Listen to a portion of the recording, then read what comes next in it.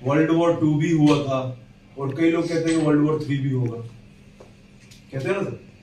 अब पता नहीं होगा नहीं होगा, लेकिन एक बात तो पक्की है कि एक चीज जरूर होगी कभी ना कभी दुनिया के अंदर, और पूरा अंदाजा है कि शायद ये जल्दी ही हो जाए। वो होगा मैग्नेटिक अटैक। एक बहुत बड़ा मैग्नेटिक बॉम्ब हर एक कंट्री तैयार कर रही है। उसका मेजर मकसद ये है, उसने किसी इंसान को नहीं मारना, उसने इंसानों के बनाए गए बिजनेस को मारना है। अगर बिजनेस को मार दिया तो इंसान को भी तो खुद ब खुद गुलाम बन जाता है। उन्होंने क्या करना है, एक अटैक होगा, आपको पता भी नहीं चलेगा, आवाज भी नहीं आएगी, सडनली सारे के सारे सिस्टम काम करना बंद। इसके ऊपर एक मूवी भी पीछे बनी थी, कभी सर्च भी कीजिएगा। और कोरोना आना था, कोरोना से पहले कोरोना के ऊपर भी एक कोरियन मूवी बन चुकी थी, कैसा ऐसा होगा, वो हुआ। तो ये जो मैग्नेटिक अटैक है वो किस चीज के लिए होगा? क्योंकि आज बड़े से बड़े अर्थशास्त्री भी ये बात कहते हैं कि एक वक्त आएगा जब डाटा की कीमत दुनिया में सबसे ज्यादा होगी, सबसे बड़ी होगी। आज सोने से भी ज्यादा कीमती है डाटा। उसका एक लाइव एग्जांपल है फेसबुक, इंस्टाग्राम। वो आपको कुछ भी नहीं बेच रही, लेकिन तब भी इसको अरबों रुपए आ रहा है। क्यों आ रहा है? उसके बाद आपका डाटा पड़ा है, आपके डाटा को आगे मार्केट को बेच रही है, राइट। अब इसी वाले डाटा को बचा के रखने के लिए अब हर एक देश आपस में कशमकश कर रहा है। लेकिन आपको बता दूं, इस पूरी दुनिया का मैक्सिमम डाटा पड़ा है यूएसए के अंदर, 90% डाटा। सिर्फ एक चाइना को छोड़ के बाकी सारी कंट्रीज का डाटा यूएसए में पड़ा है, क्योंकि हर जगह फेसबुक ये वो सब कुछ यूज हो रहा है। अब उस वाले डाटा को अगर मैं आपको बताऊं, चाइना ने अपना सारा का सारा डाटा इस समुंदर के तले पे जाके छुपा दिया हुआ है, एक बहुत बड़ा डाटा सेंटर बना के। सेम चीज अमेरिका ने की है, उन्होंने अपना जितना भी डाटा है वो सारा का सारा अंतरिक्ष में छुपा दिया हुआ है। सेम चीज जापान भी कर रहा है, सेम चीज जर्मनी भी कर रहा है, सेम चीज इंडिया भी करना चाह रहा है। लेकिन इंडिया की सबसे बड़ी दिक्कत क्या है? पूरी दुनिया के अंदर सबसे ज्यादा डाटा जिस भी देश का है उसका नाम है भारत। क्योंकि हमसे ज्यादा आबादी तो चाइना की है, लेकिन हमसे ज्यादा मोबाइल यूजर नहीं है वहां पे। हमारे यहाँ पे हर इंसान 2-2 मोबाइल लेके घूम रहा है, तो कम से कम 100 करोड़ मोबाइल यूजर होंगे, और उसमें से 50 करोड़ तो ऐसे होंगे जिनके पास 2-2 फोन होंगे। तो इसलिए सबसे ज्यादा जो डाटा है ना, आज अगर हम वापस लेके आए तो हमें सबसे बड़ी दिक्कत इंडिया को आ रही है वापस डाटा लाने। इसलिए अब भारत सरकार भी बढ़ चढ़ के इसे सपोर्ट कर रही है। भारत सरकार ने सब्सिडी भी देनी शुरू कर दी है डाटा सेंटर्स को। आज मैं नहीं ये बात कह रहा, सरकारी आंकड़े ये बात कहते हैं कि हमें इस देश के अंदर 40,000 डाटा सेंटर चाहिए, और सिर्फ 380 डाटा सेंटर पड़े इस पूरे देश के अंदर। 99% मार्केट टोटली खाली पड़ी। और इस मार्केट को कैप्चर करने के लिए एक सिंपल सी कहावत है, जो भी मार्केट में पहले आ गया वही मार्केट में छा गया। और मार्केट में छाने के लिए ही हमने अपने ट्रेडिशनल मार्केट के प्रोजेक्ट को डायरेक्ट सेलिंग में उतार दिया है। अब डायरेक्ट सेलिंग में आने का हमारा जो मेजर रीजन था, एक तो ये था कि हमें मार्केट को जल्दी कैप्चर करना है। दूसरा, हमारी कंपनी ने टाई अप किया है मध्य प्रदेश सरकार के साथ। वहां पे हमने एग्रीमेंट किया है 6,000 करोड़ का। हमारी कंपनी ने इतना वहां पे इन्वेस्ट करना है। 1200 करोड़ हमने इन्वेस्ट कर दिया है, जिसके तहत हमें वहां पे 200 एकड़ जमीन मिल गई हुई है। उसके अलावा अगर मैं आपको बताऊं, हमें वहां पे 4800 करोड़ अभी हमारा और लगेगा, पूरा इंफ्रा बनाने पे, पूरी मशीनरीज बनाने पे, सारी चीजें करने पे। सेम चीज अभी हमने पिच की थी पंजाब को। पंजाब से भी लगभग हमारी डील हो गई हुई है, तो हमें पंजाब से भी 4000 करोड़ हमें इन्वेस्ट करना है पंजाब के अंदर। क्योंकि हम लोग चाहते हैं कि हमारे चंडीगढ़ के अंदर आईटी पार्क जो है, वहां पे हमारा खुद का डाटा सेंटर लगे। इसी तरह हमें टोटल मार्केट के अंदर 16,000 करोड़ इन्वेस्ट करना है। इसीलिए हम लोग डायरेक्ट सेलिंग में आए हैं।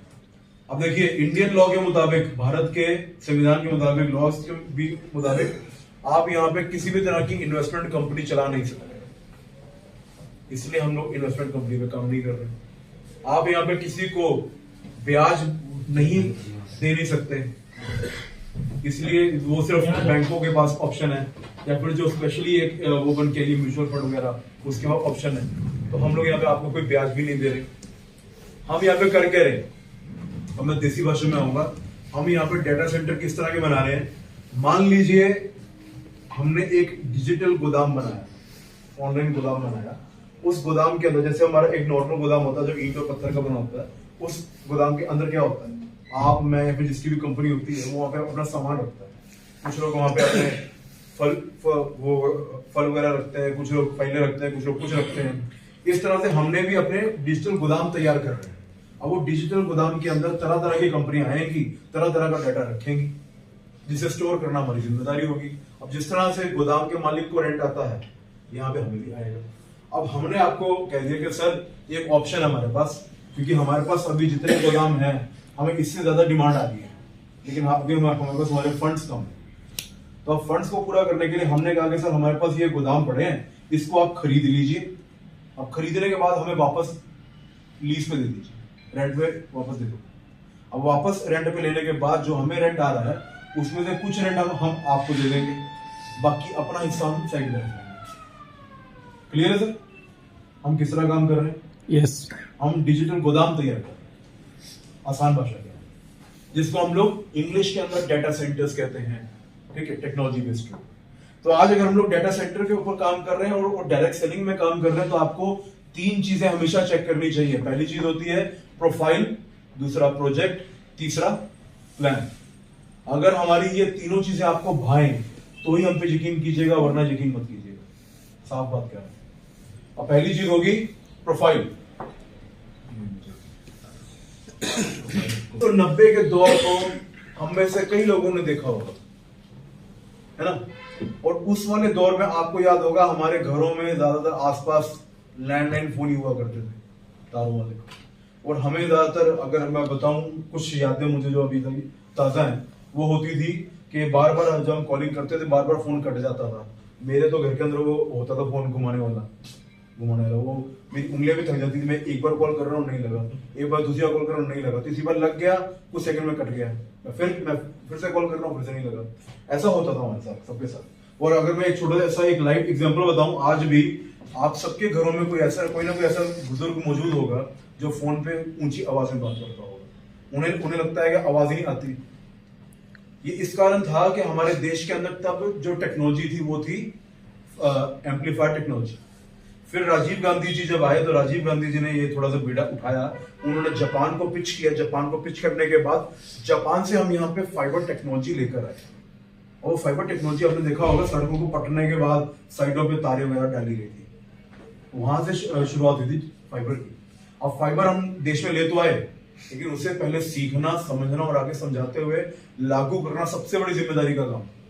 अब मान लीजिए आपके पास दुनिया का सबसे आधुनिक क्वालिटी वाला, सबसे बेस्ट क्वालिटी वाला एरोप्लेन मौजूद है, लेकिन पूरे देश में किसी को चलाना ही नहीं आता है वो किसी काम का। इसलिए उस टेक्नोलॉजी को देश में लागू करने के लिए 3 दिग्गज लोगों को टेलीकॉम डिपार्टमेंट से, मतलब कि टेलीफोन के डिपार्टमेंट से चूज किया गया।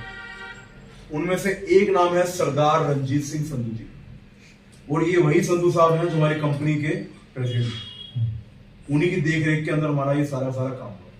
और उनके जो से बेटे हैं सुपुत्र, उनके सरदार नवजोत सिंह संधू जी, वो उन्होंने खुद को बिजनेस के अंदर साबित किया। अब मैं आऊंगा प्रोफाइल के पार्ट के ऊपर। जब आपसे मैंने थोड़ी हिस्ट्री बता दी, तो आज प्रेजेंट में हम कहां पे स्टैंड होते हैं वो आपके सामने मैं पेश करना चाहूंगा। आप उस पर चेकआउट कर सकते हैं सब लोग। तो देखिए, जब 2016 के अंदर हमारा पहला प्रोजेक्ट स्टार्ट हुआ था by the name my internet. अब जब माई इंटरनेट आया तो ऑटोमेटिकली माई वाईफाई की डिमांड भी आई। हमने माई वाईफाई भी लॉन्च कर दिया, क्योंकि अब दौर है वाईफाई का। आज हमारे करंटली पंजाब हरियाणा के अंदर ही 50,000 से ज्यादा रेगुलर कस्टमर मौजूद हैं। अगर ये 50,000 बंदा सिर्फ 500 रुपए का रिचार्ज ही करता हो तो हमें अच्छा खासा पैसा मंथली बेस पे आ रहा है। इसके अलावा 18 और स्टेट के अंदर भी हम लोग काम कर रहे हैं। किस तरह से कच्चा माल हमारा, रॉ हमारा, और ठप्पा किसी और का, ब्रांडिंग किसी और की। जिस तरह से आपने देखा होगा पीछे सिटी केबल वालों ने भी इंटरनेट देना शुरू किया था, बट उनका ना कोई टावर था, ना कोई फाइबर था। वो क्या करते थे, मार्केट से माल उठाते थे, अपना ठप्पा लगाते थे, बेचते थे। इसी तरह से आज कई और कंपनीज भी काम कर रही है हमारे साथ मिलके, जहां से 50-50 में पैसा आ रहा है। उसके अलावा वीपी ब्रॉडबैंड प्राइवेट लिमिटेड, ये हमारी पेरेंट कंपनी है।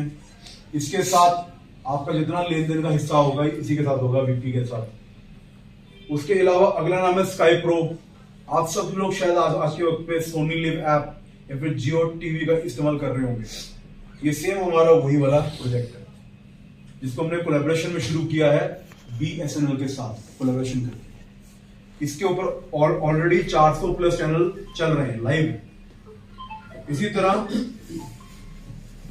सर माई क्लाउड कैम हमारी एक और सर्विस, ये वाली सर्विस क्या करती है, आपके सिक्योरिटी को डबल सिक्योरिटी देती है। जैसे हमने हर तरफ कैमरास लगा लिए, लेकिन एंड में होता क्या है, चोर आता है कैमरा उखाड़ के ले जाता है, कैमरा का डीवीआर बाहर निकाल देता है, या फिर कैमरा तोड़ के वहां से चला जाता है।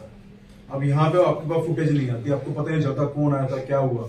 हमने जो ये सर्विस दे दी, इसके अंदर आपका चाहे वो कैमरा पूरा का पूरा निकाल के ले जाए, चाहे वो जो मर्जी कर दे, आपका जितना भी वो वीडियो होगा वो सारा हमारे क्लाउड के अंदर स्टोर हो जाएगा। सेम उसी तरह जिस तरह आपका चाहे फोन खराब हो जाए, उसको वापस ठीक करने के बाद आप सारा गूगल के थ्रू सारा सामान वापस निकाल लेते क्लाउड के थ्रू, राइट? ऐसे ही होता है। तो ये हमारी वही सर्विस है। इसके रिगार्डिंग एक छोटी सी डील, एक काफी बड़ा मॉल है, काफी बड़ा बिजनेस का ग्रुप है, इसका नाम है होमनेट। उनका यहाँ पे मॉल है सीपी मॉल, मॉली में काफी बड़ा मॉल है। आप अगर चाहें तो उसको विजिट भी कर सकते हैं। वहां पे जितनी ये फाइबर बिछी है जिसके थ्रू सारा इंटरनेट आ रहा है, वो सारी हमारी कंपनी ने ही बिछाई हुई है। इंटरनेट वहां पे जो चल रहा है हमारी कंपनी का चल रहा है, वाईफाई हमारी कंपनी का ही वहां पे चल रहा है। इसके अलावा उन्हें पंजाब सरकार की स्ट्रिक्ट हिदायत थी, इंस्ट्रक्शन थी कि आपने 1 साल का डाटा जितना भी कैमरास का है वो सारा स्टोर करके रखना। अगर वो खुद करते हैं तो काफी तामझाम वाला काम था, चप्पे चप्पे पे कैमरा लगे। इसलिए उन्होंने हमारी इस वाली डील को हाँ करते हुए अपना सारा डाटा हमारे क्लाउड कैमरा स्टोर करना शुरू कर दिया है, जिसके लिए हमें वो 36 लाख रुपए 1 साल का पे भी कर रहे हैं। उसके बाद हम लोग एंटरटेनमेंट के अंदर भी अपनी पारी शुरू करने वाले हैं। एंटरटेनमेंट इंडस्ट्री आपको मालूम होगा सबसे बड़ी इंडस्ट्री है आज के वक्त पे। आपकी 1 करोड़ की बनाई फिल्म कुछ ही महीनों में 100 करोड़ रुपए कमाने की काबिलियत भी रखती है। इसीलिए हमने अपना OTT भी अभी लॉन्च किया मार्केट बाय द नेम अश्के। अब अगर मैं बात करूं OTT के एग्जांपल की, आप में से कुछ लोग नेटफ्लिक्स देखते होंगे। अभी जब वर्ल्ड कप चल रहा था सब लोग हॉटस्टार देख रहे थे, वो सब OTT थी। और पूरे पंजाब के अंदर इस वक्त सिर्फ एक ही OTT काम कर रहा है, जिसका नाम है चौपाल, दूसरा हमारा होगा। और चौपाल की भी अगर मैं आपसे बात करूं, आज बहुत बड़ा नाम हो गया है, उसका भी सारा का सारा डाटा हमारे पास ही स्टोर होता है, जिसके सारे बिलिंग की डिटेल भी हमारे पास पड़े हैं, क्या हमें वो कितना पैसा दे रहे हैं महीने का। उसके अलावा अगला नाम है real estate sector. Sir real estate की अगर मैं आपसे बात करूं तो हम लोग आंगन रियल्टी के नाम से मार्केट में काम कर रहे हैं। हमारे पास कई जगहों पे प्रॉपर्टीज भी मौजूद हैं जहां से हमें अच्छा खासा पैसा आ रहा है। मोर ओवर हम लोग अगर मैं बात करूं माई ईवी पॉइंट की, अगला नाम है माई ईवी पॉइंट। ये भी हमारी एक ऐसी सर्विस है जो मार्केट में शुरू होगी हुई है। यहाँ पे हम लोग चार्जिंग के पॉइंट्स लगा रहे हैं इलेक्ट्रॉनिक व्हीकल के लिए, जो बिजली पे चल रही है, जो गाड़ी होती है, बैटरी पे चल रही है, गाड़ी होती है, उनका हम लोग चार्जिंग पॉइंट्स यहाँ पे इंस्टॉल कर रहे हैं। हमने लगभग 2-3 जगह पे तो लगा दिए हुए हैं। अब हमारा टारगेट है 2024 के एंड तक हम लोग जितना भी JNK से लेकर दिल्ली तक का NH1 है, नेशनल हाईवे 1, उसको वहां पे हम लोग कम से कम 40 से 50 इस तरह के EV पॉइंट लगा देंगे, चार्जिंग पॉइंट लगा देंगे।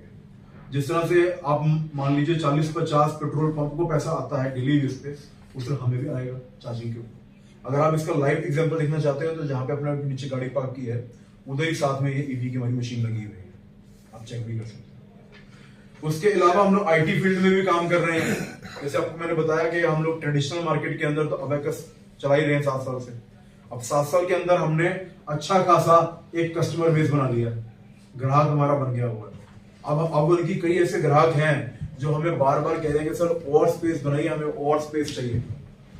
तो इसीलिए हमें आप सब लोगों की जरूरत है। अब आपको कुछ मैं नाम बताता हूं हमारे ग्राहकों के। देखिए आपने शायद एक ऐप का नाम सुना होगा जिसका नाम है वॉचो ऐप। वॉचो नाम सुना, सर्च करो। उसने क्या किया है, इंडिया के जितने भी OTT हैं उसने सारे के सारे उठा के एक ही ऐप पर डाल दिए। उसको आज भी पूरे देश के अंदर 1 करोड़ लोग यूज करते हैं। वो भी बहुत जल्दी हमसे स्पेस लेने वाला है, जबकि वो हमसे मांग रहा है स्पेस। हम लोग अभी स्पेस क्रिएट कर रहे हैं। जनवरी तक वो उनकी स्पेस क्रिएट हो जाएगी, जनवरी ऑनवर्ड्स वो हमारा सारा का सारा स्पेस यूज करना शुरू कर पाएंगे। उसके अलावा दूसरा नाम चौपाल, आपको मैंने बता दिया है, चौपाल का डाटा हमारे पास है। उसके अलावा एक अमेरिकन कंपनी है जिसका नाम है कॉलियर्स क्लाउड LLC। जो ये कॉलियर्स क्लाउड LLC है, इसे अमेरिका के अंदर डाटा का राजा भी कहा जाता है, डाटा का किंग भी कहा जाता है, क्योंकि इनके पास बड़ी से बड़ी कंपनियां आके अपना डाटा स्टोर करती हैं। और आपको जान के शायद हैरानगी होगी, इनके खुद के डाटा सेंटर बहुत कम है। ये लोग ज्यादातर डाटा सेंटर दूसरी कंपनी उठाते हैं, वहां पे अपना डाटा स्टोर करते हैं, लेकिन ये पहले चेक करते हैं कि क्या ये काबिल भी है हमारे डाटा को स्टोर करने के लिए, क्योंकि सर डाटा स्टोर करना कोई मजाक नहीं है। अगर किसी भी कंपनी का डाटा थोड़ा सा भी लीक हो गया तो आपको उसकी भरपाई बहुत बड़े लेवल पे करनी पड़ती है, राइट। इस कंपनी ने हमसे 25,000 टीबी स्पेस 25 साल के लिए बुक कर ली एडवांस में। और 25 साल के लिए अगर इन्होंने हम पे भरोसा किया, आप भी हम पे भरोसा कर सकते हैं। लास्ट में एविएशन सेक्टर। देखिए आज अगर मैं बात करूं तो प्लेन पे तो उड़ने का शौक सबको होगा, है ना, फ्लाइट लेने का। हमारी कंपनी के खुद के खरीदे हुए 3 जहाज मौजूद है, चार्टर्ड है। जिस तरह से अभी एक मूवी आई थी एनिमल, उसमें एक गाना था अर्जुन वैली ने, उस वाले के अंदर हमारे रणबीर कपूर साहब एंड में वो पूरा प्लेन उड़ा रहे हैं। सेम वैसे हमारे 3 प्लेन मार्केट में मौजूद है, जिसके थ्रू हम लोग 2 तरह की सर्विस दे रहे हैं। एक है माई एयर एम्बुलेंस, दूसरा है माई जेट। अगर मैं एयर एम्बुलेंस की बात करूं तो देखिए सर, एक एम्बुलेंस होती है जो बाय रोड जाती है, हमारे वाली एम्बुलेंस पेशेंट को लेके बाय एयर जाती है, ठीक है। सेकेंडली अगर मैं माई जेट की बात करूं तो हमारे चार्टर्ड प्लेन की सर्विस है, जिसके थ्रू अगर मैं बात करूं अभी करंटली इसको सचिन तेंदुलकर इस्तेमाल कर चुके हैं, पूरा का पूरा जहाज यहाँ पे बुक होता है। तो इस तरह से सचिन तेंदुलकर, आमिर खान साहब, सैफ अली खान साहब, अदर देन दैट आजकल एक नाम बहुत सुर्खियों में रहता है, बागेश्वर धाम वाले बाबा जी, वो भी इसका इस्तेमाल करते रहते हैं। तो सर ये पूरा का पूरा तामझाम, पूरा का पूरा ग्रुप ऑफ कंपनीज आपसे शेयर करने का जो मेरा मेजर मकसद था वो ये था कि आपको एक बात तो साबित हो जाए कि हम लोग यहाँ पे ऑलरेडी धंधा कर रहे हैं। हमारी ऑलरेडी 150 करोड़ से लेके 200 करोड़ की सालाना टर्नओवर है। टर्नओवर, प्रॉफिट कम ही होता है उससे, ठीक है। लेकिन अगर मैं बात करूं हमारे यहाँ पे, हम लोग सिर्फ अपने कहता अकेले इस पे डिपेंडेंट नहीं अबैकस के ऊपर, क्लियर है। हमें अगर अपने खर्चे पूरे करने हैं, हमें अगर अपनी कमिटमेंट पूरी करनी है, हम लोग यहाँ से भी पैसा निकाल सकते हैं। हमें ट्रेडिंग वगैरह पे जाने की जरूरत ही नहीं है, हमें यहाँ से ही रेवेन्यू आ रहा है, मल्टीपल सोर्स ऑफ इनकम है हमारे पास, राइट। क्लियर हो गया यहाँ तक बात? फर्स्ट अलाउ कर रहा है तो वो 47,40,000 रुपए लगा के हमसे पूरा एक सिंगल टीबी का पूरा का पूरा सर्वर खरीद सकते। तो सर 47,40,000 रुपए लगा के उनका वो मालिक तो बन गए एक सिंगल टीबी के, लेकिन उन्हें यहाँ पे मिलेगा क्या? 1,98,984 रुपए का रेंट हर महीने 10 साल के लिए। उसके अलावा लेकिन अगर कोई इंसान छोटे से शुरू करना चाहता है वो 28,780 रुपए लगाकर हमसे एक सिंगल टीवी खरीद सकता है, जहां पे उनको 1,012 रुपए का रेंट आएगा हर महीने 10 साल के लिए। उसके बाद 52,530 रुपए का पैकेज, यहाँ पे आपको 1,899 रुपए का रेंट आएगा हर महीने 10 साल के लिए। 1,30,200 रुपए का पैकेज, 4,735 रुपए का रेंट आएगा हर महीने 10 साल के लिए। 2,58,000 रुपए का पैकेज, जहां पे आपको 9,485 रुपए का रेंट आएगा हर महीने 10 साल के लिए। 6,18,000 रुपए का पैकेज, जहां पे आपको 23,952 रुपए का रेंट आएगा हर महीने 10 साल के लिए। 12,20,000 रुपए का पैकेज, जहां पे आपको 48,754 रुपए का रेंट आएगा हर महीने 10 साल के लिए। 23,82,000 रुपए का पैकेज, यहाँ पे आपको 98,070 रुपए का रेंट आएगा हर महीने 10 साल के लिए। तो सर ये जो पैकेज है इसके अंदर हमने पहले से जीएसटी डाला हुआ है, आपको अलग से जीएसटी देने की जरूरत नहीं है। मोर देन दैट हम आपको अगर जीएसटी काट रहे हैं तो हमारा देखो फर्ज है हम आपको बिल भी दें, तो बिल जैसे आपको मिलेगा, अगर आपका कहते हैं आपके पास जीएसटी नंबर है तो आप अपने सीए के थ्रू 18% वापस क्लेम भी कर सकते हैं। मोर ओवर आपको यहाँ पे जितना भी रेंट आना है उसके अंदर कटौती होगी 7%। 5% कटेगा हमारा मेंटेनेंस चार्ज, रख रखाव करने का चार्ज। सेकेंडली दूसरा कटेगा हमारा टीडीएस टैक्स, तो 7% कटता है। मान लीजिए किसी इंसान को यहाँ पे मेंशन है 1,012 रुपए का रेंट आना है, तो नेट उसके खाते के अंदर 944 रुपए का रेंट आता है हर महीने 10 साल के। 10 साल ही क्यों? क्योंकि इसकी जिंदगी ही 10 साल की होती है। स्पेस 10 साल के बाद वो ऑटोमेटिकली खत्म हो जाता है।